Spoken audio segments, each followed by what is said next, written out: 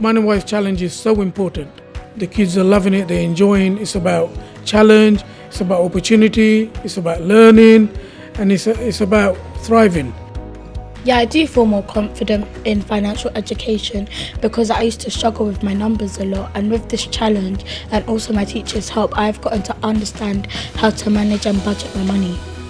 Financial education is essential, especially now. They don't see people spend money, everything's done on cards, online, so there's no sense of it being a real thing. But the game actually really made it relevant to the children and made our jobs in teaching financial literacy so much easier.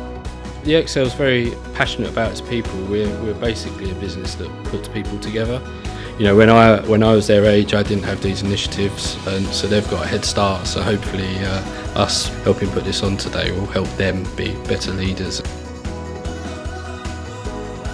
Another thing that we're also doing to create opportunities for young people is apprenticeships, and it's been a great success, and so we're looking to recruit more over the coming months and years. It's really thrilling also to be able to stand here as a very early partner of Fire.